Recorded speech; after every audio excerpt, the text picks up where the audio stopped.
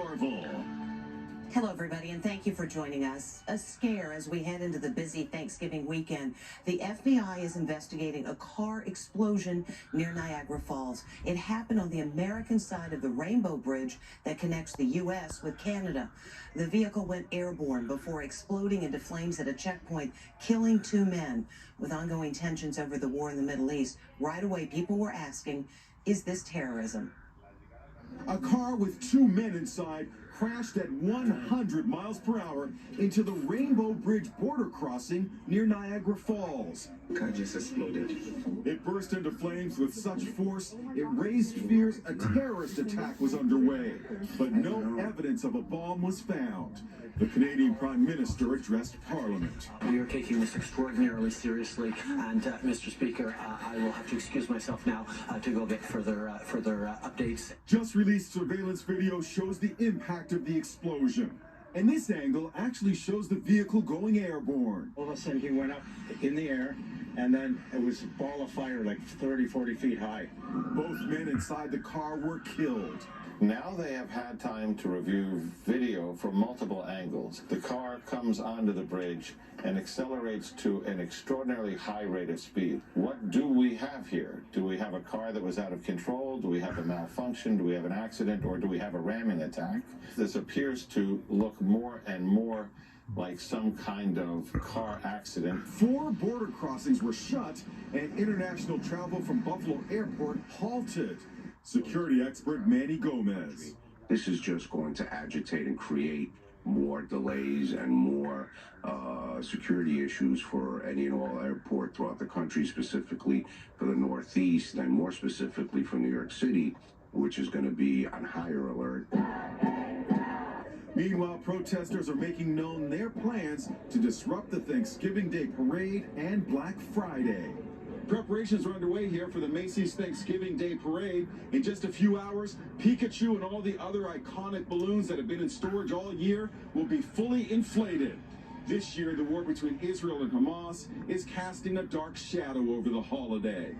One organization is calling on supporters to show up along the parade route with Palestine flags and signs. Another group, Shut It Down for Palestine, is calling on people to boycott and disrupt at shopping malls across America on Black Friday. The ceasefire in Gaza begins at 3 a.m. Eastern on Thanksgiving Day. 50 hostages, women and children, are expected to be released. And the family of American Abigail Adon is desperately hoping she will celebrate her 4th birthday Friday in freedom. We're living in the dark. You know, they are literally in the dark.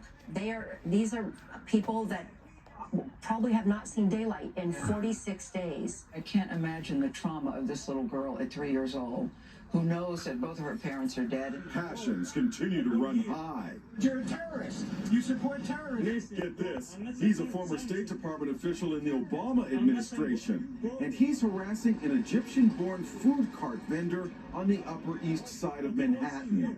If we killed 4,000 Palestinian kids, you know what? It wasn't enough. It wasn't enough. Stuart Seldowitz was caught on video berating the vendor on 3 occasions. It's very disturbing to see that from an ex-government official. Seldowitz is apologizing today.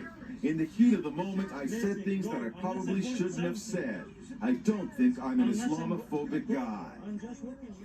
As Americans prepare to gather for Thanksgiving, there may be some uninvited guests at the table. Germs, flu, RSV, and COVID are on the rise. Stephen Fabian with some tips on how to stay healthy.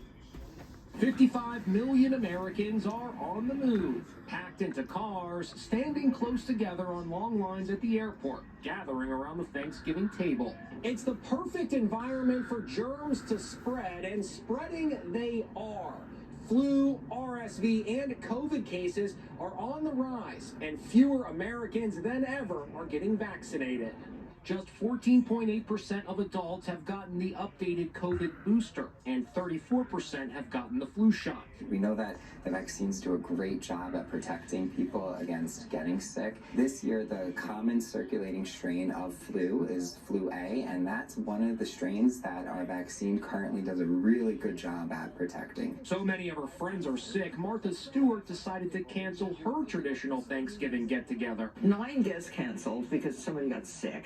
Oh, no. So I decided, I called up my chef friend, and I said, we're not doing Thanksgiving. What can you do to stay healthy as we all crowd into these small spaces together? You really want to go back to basics, and by that I mean making sure you're not touching your nose, eyes, or mouth when you're out in crowded places. You want to make sure you're well rested, because if you're well rested, your immune system is stronger. And of course, I can't forget washing your hands frequently. That's another way to really keep those germs at bay. Overnight storms led to airport delays in the Northeast. Check out the line for security at Reagan National in D.C. It goes on forever. Boston and Austin, Texas are also seeing major congestion. I'm Jim Moray at Los Angeles International Airport, where things are surprisingly quiet today. The security line is moving, and so far at LAX today, just 4 flights have been canceled, and there are 55 flight delays, even though there are more Thanksgiving travelers than ever. Right now, it looks pretty quiet. Don't be fooled. Make sure you arrive early so you can get through the traffic, get through security, and get to your gate on time. And another Thanksgiving warning, fires are more likely to start in the kitchen than any other room in the house. So as we head into the busiest cooking day of the year, here are some reminders to keep you safe. Fires in the kitchen can be an ever-present danger this Thanksgiving. And now is a good time for a refresher course in what and what not to do in the event of flames breaking out. Here's what not to do if you're trying to put out a stovetop grease fire. Throw water on it. Woo! Oh boy. Okay. So it really gets bigger. Michael Utero, Chief Fire Marshal in Nassau County, New York, showed our Allison Hall the right way to put out the fire. Try first coming in with the lid. Don't pull the lid off because you think the fire's gone out. Cover it. Get out of the house, call the fire department, have the fire department respond and verify that the fire is indeed out. Another approach, baking soda. Baking soda has a lot of the same properties as a fire extinguisher. Sprinkle it like this. There we go. Utero says every home should have a fire extinguisher. Here's another potential danger in the kitchen. A pressure cooker blast. I need an ambulance. A pressure cooker just exploded in my face. you burnt on your face? Yes, I'm real bad. I'm real bad. Rebecca Fargo made that chilling 911 call. I started to open the lid, and when I did, it literally exploded all the contents right into my face. Before the accident, Rebecca looked like this. She had to be airlifted to a hospital. How painful was it? It was excruciating. It literally sounded like a shotgun going off in my face. It knocked me back about 4 feet. Savannah Colescott concedes she opened her pressure cooker too early. I was rushing the process a little bit. I did not let it depressurize before I tried to open it. Utero's advice? The worst thing you could do is prematurely open it, follow the directions, follow them to the letter. Now, we know you use a pressure cooker because you're in a hurry, but most manufacturers recommend that if there's not a gauge to indicate the pressure's released, wait 10 to 15 minutes after cooking to open it.